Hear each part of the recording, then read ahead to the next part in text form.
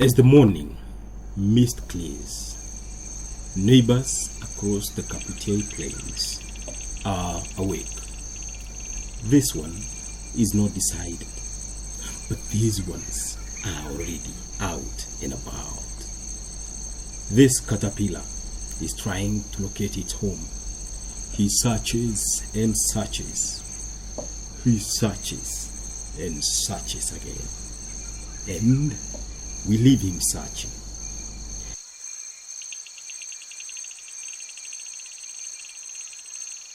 The common green butterfly has found what he was looking for. And the ibis is busy but comfortably preening itself. Its partner, however, is not comfortable, so he gives a warning.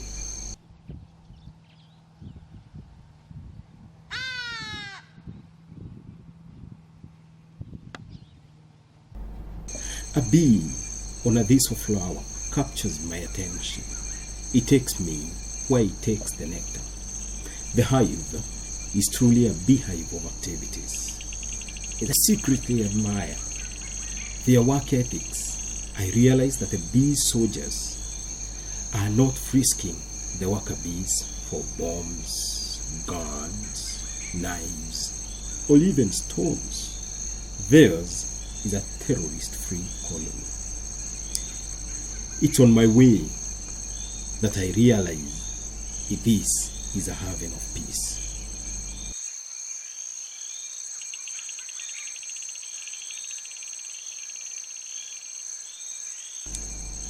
Across the way, I spot an unfamiliar plant.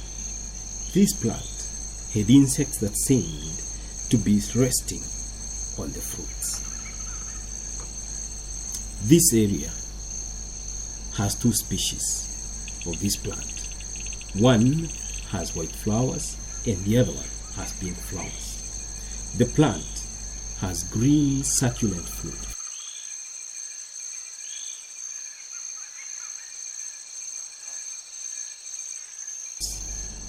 These fruits are the reason why the insects are domiciled here.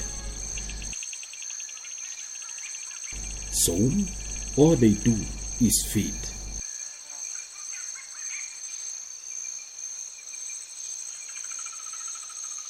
They feed.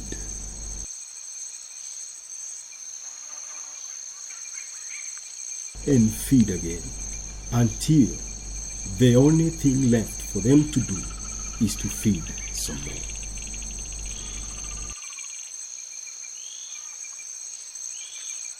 Though it may appear windy, they still feed.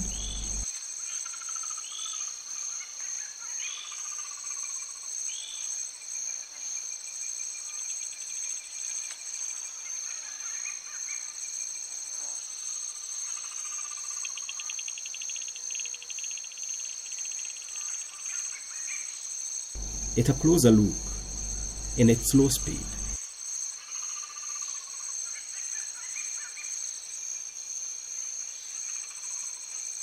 it becomes apparent that the insects are using their proboscis to suck sap from the fruits.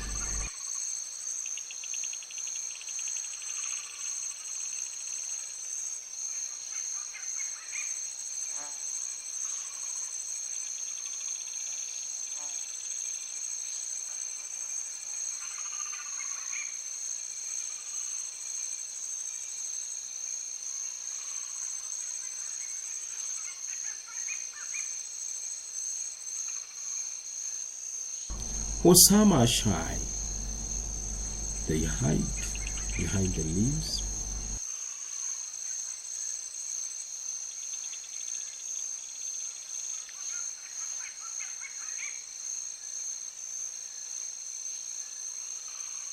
Others suck it dry, and even when it's dry, they suck it proper.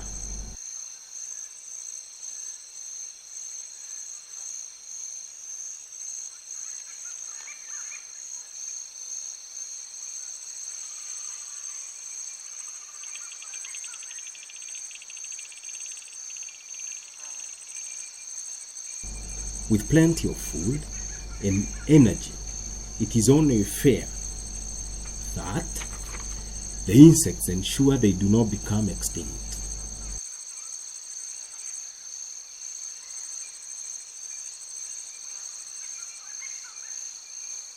And so, even as some continue feeding, reproduction takes an upper hand too.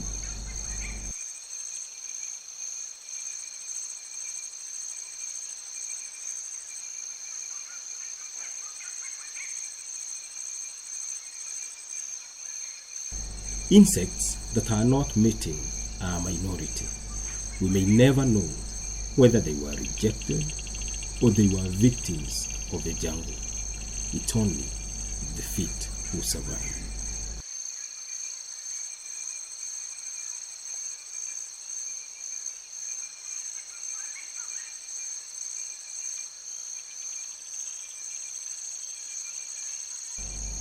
It is important to note that all this is happening without the insects going anywhere else other than on this shroud.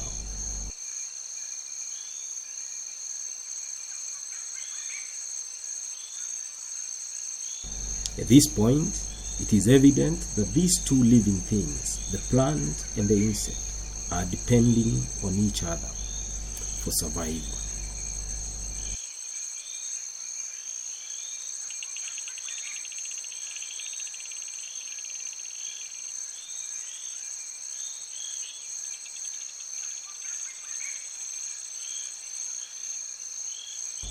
If one looks closely, one cannot fail to spot the outcome of the coupling sessions by the insects. Clusters and clusters upon clusters of eggs are everywhere.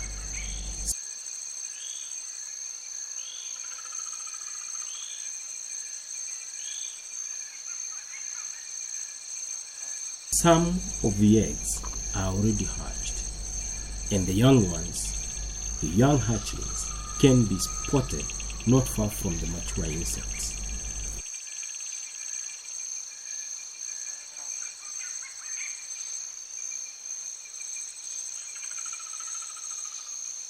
Others are quite adventurous and can even be spotted venturing out away from the mature ones.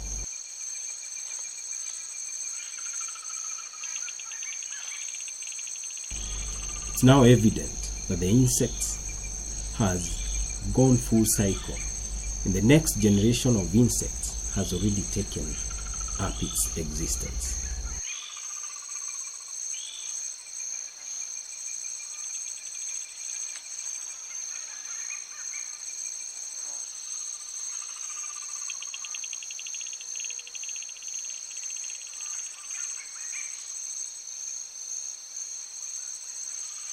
As for the plants, its cycle of existence has been happening unnoticed.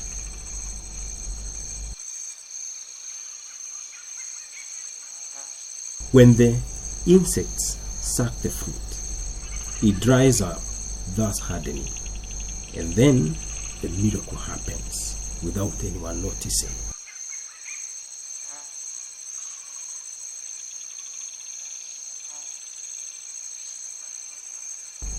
The new, empty, dry husk bursts open, exposing the feathery seeds to the wind.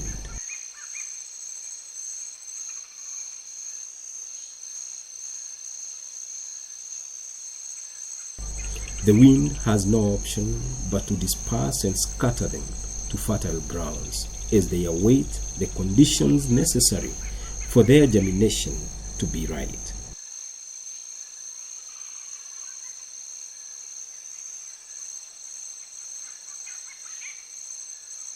When oxygen, moisture, and warmth will happen at the right time, they will germinate into young seedlings.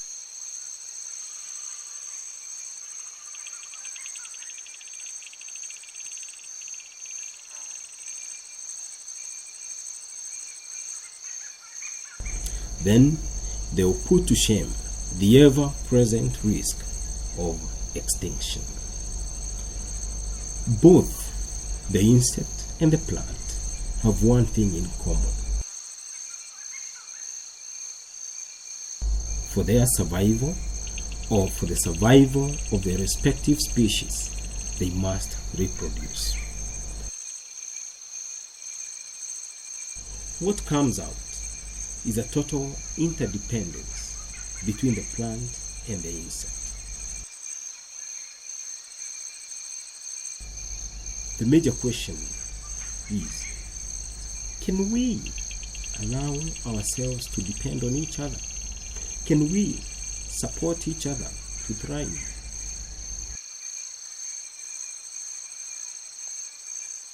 In the meantime, the minor but very important question is, what are the respective names of the insect and the plant? You can send your answer to the mohoro@gmail.com.